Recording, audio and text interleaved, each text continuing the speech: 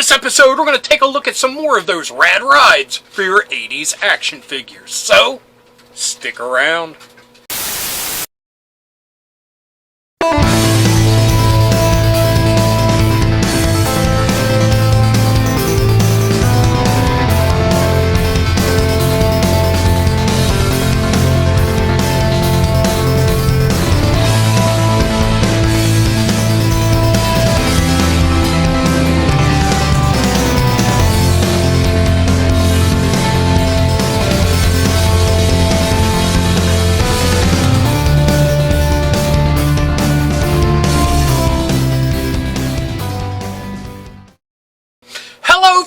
And Dorkettes, and welcome to Nostalgia Syndrome.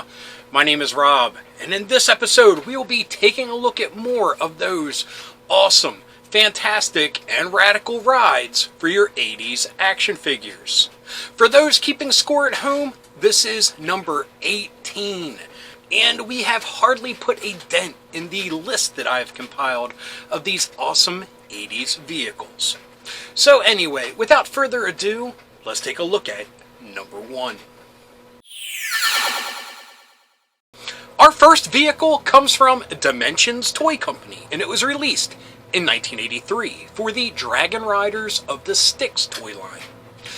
This is a very simple, yet very awesome, two-headed dragon.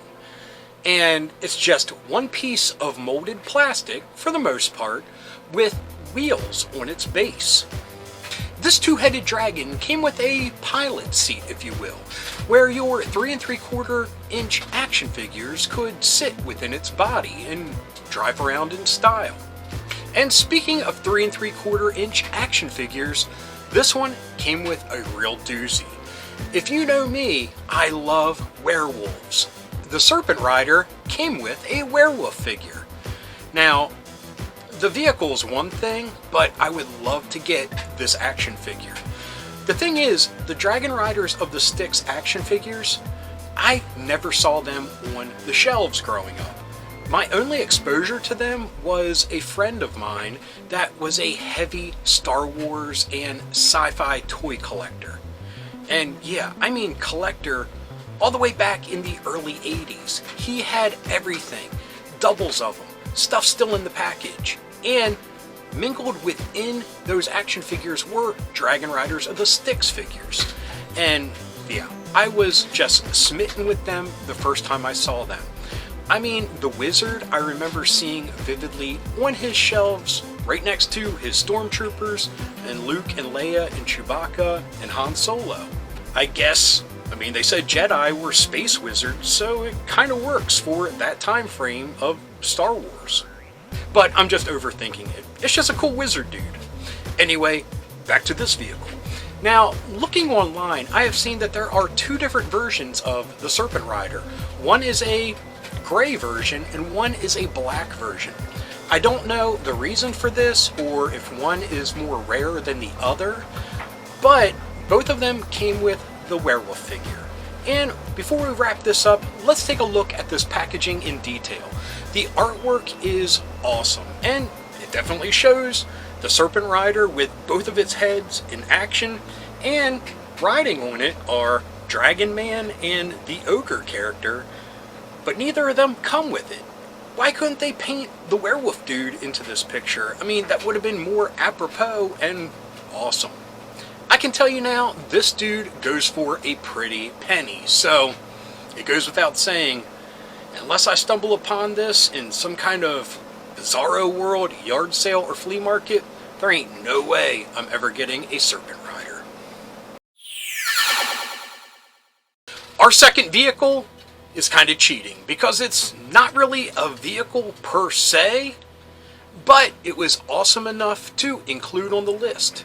And this is the ThunderCats Luna Lasher, released by LJN in 1987. Now, the Luna Lasher was a backpack, but it had an awesome play feature of pounding action. What it was the backpack, like I said, with different arms coming off of it, with spiky weaponry and like these claws. And if you would hit the button, it would spin and bash or pound whatever ThunderCat was in the way. Now, the funny thing that, and believe me, I'm trying not to be critical, I'm just pointing it out because it's kind of humorous. On the packaging, it's Captain Shiner and not one of the Lunatics. Even on the back of the packaging, it has a picture of Mum-Ra wearing the Luna Lasher. Yet again, no Lunatics.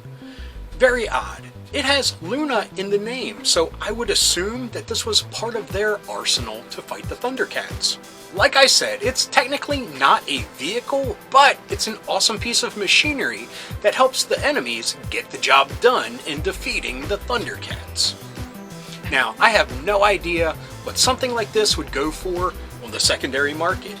I would assume pricey, because A, it's the 80s, and B, it's the ThunderCats. Two things that seem to skyrocket in price just because.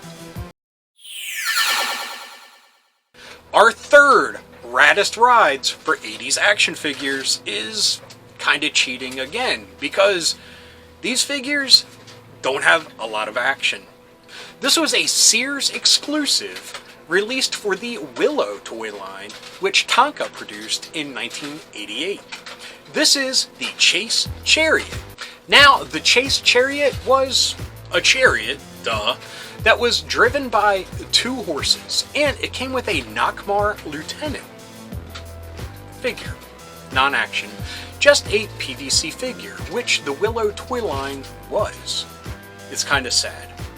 Now, Tonka was a subsidiary of Hasbro, and you would think Hasbro would take the time to make some awesome Willow toys, but they didn't. I mean, I'm sure when these toys went into production, they didn't know how well or poorly the movie would have been received. But it's just an ultimate bummer that this awesome movie didn't get the proper toy treatment that it deserved. Now, this Chariot is very run-of-the-mill. Believe me, when I was trying to find pictures of it, there were 101 different military scale historic battle chariots would pop up, and not a lot for the Willow version. And I'd have to believe that because it's a Sears exclusive, it probably was shipped to your house in a bag, because I have not had any luck actually finding packaging for this Chase Chariot. We'll see if I stumble upon any cool pictures during the editing process, but at this moment, it's looking pretty bleak. Now, I have no idea where to even guess where the price would fall for this toy. I mean, Willow's not a toy line people are clamoring for, but it's got that 80s stamp on it that causes prices to go crazy. So I'm kind of curious what kind of prices we can find for this thing. Our fourth rad ride comes from Mego in 1981, and it is the Amphibious Carrier. Now, this is an awesome toy. Again, I'm batting, I don't know, what's a baseball analogy? I have no idea. I'm batting sucky in this episode because, again, I'm not having a lot of luck finding pictures for at least the American packaging for this Eagle Force vehicle. Now, Eagle Force were a smaller scale die-cast action figure, very much akin to G.I. Joe, although on the market before Joe hit the toy aisles. Now, this Amphibious Carrier was battery operated, and it had these awesome rubberized wheels underneath. Now, this is a realistic styling of an amphibious car used by the military. Another awesome play feature that it had was this rocket-firing turret on the top. It had seats for 2 of your Eagle Force action figures, and again, I can't find a lot of documentation on this, but it looks like it may have a hatch that opens on the top. I don't know. I'll try to do a little bit more digging around during the editing process, but just like with the Chase Chariot, I'm not finding a lot of info other than this foreign packaging. Breaking news! Sorry to interrupt this ignorant and misinformed report, But I have found out that the Amphibious Carrier was an Italian exclusive for Eagle Force. So there we go. That's why all the packaging that I can find is written in Italian. So anyway, let's go back to the stupid stuff I was just saying, and hopefully I can salvage this entry. Now, when I did some research on Eagle Force, I mean, the foreign markets came much later after their American run. So maybe that's why this packaging has survived over the original versions. But I'm at a loss for words on just how hard it was to find info on this vehicle. Anyway, this is an awesome vehicle, and the only downside that I can see is it's not big enough for your Joe figures. For our fifth and final Raddest rides in 80s action figures, I am continuing the trend that I've established this episode by talking about yet another vehicle that I can hardly find any info on. This one, I guess, makes more sense because it's from a smaller toy company called Marchand that was known for producing toys that are inspired by other toys. This time, it is their Action Heroes toy line that was released in 1986. Now, the vehicle in question is the B-A-D, the Battle Assault Destroyer. Of course, with a name like that, you know this is for the bad guys that appeared in the Action Heroes toy line. Now, the Action Heroes toy line was heavily inspired by Mattel's Marvel Secret Wars action figures. They kind of feature the same body stylings, but these were very generic looking heroes and villains that I still think look pretty awesome. And the bad would fit any of your 3 3/4 to 4.5 inch action figures at the time. It would have been a welcomed addition to Cobra Forces, or heck, since no one knows any better, for G.I. Joe.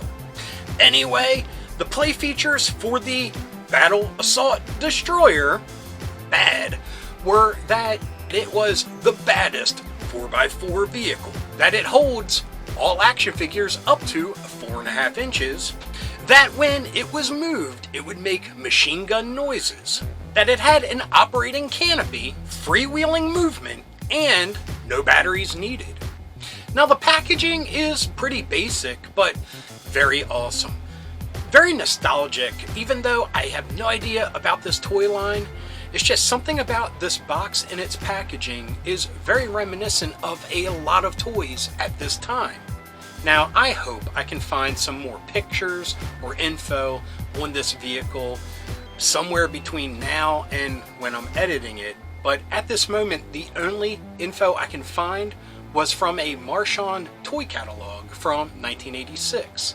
Now, I know this action figure line and vehicles were out on the market because I've heard it talked about online in other articles and such. So I know they were out there, but were they really that rare? Really interested to see if there are any listings for this on the secondary market, and if there are, how much they go for. Anyway, sorry to have a lot of ambiguous and mysterious toys this time around, but that's part of the fun and appeal of looking for these awesome 80s toys. Anyway, thank you so much for tuning in and watching another installment of the Raddest Rides in 80s action figures. Again, I apologize that there's not a lot of info to go by. I really tried my hardest, and I'm sorry. But that's half the fun, is seeing these things that were just small blips across the toy landscape in the 1980s. I mean, I love finding crap like this that is super rare and often forgotten. I mean, there's no guarantee that they were in your toy aisles growing up, but they were in somebody's. And because of that, somebody out there must have fond memories of these awesome vehicles. And that's what really charges my batteries and gets me going, is just thinking about the fun I could have had with these toys and the fun that other kids out there somewhere in the world were having with them. So anyway, we'll leave it at that. So I hope you enjoyed this episode. If you did, please give me a thumbs up. If you got something to say, please leave a comment. I love reading them, and I love getting back to everyone. And if you're new around here and you enjoyed this or any of the videos that YouTube is recommending, please hit subscribe. And if you hit that little bell icon, you will be notified whenever there's a new episode. So anyway, until next time, thanks for watching. Keep being rad and stay dorky.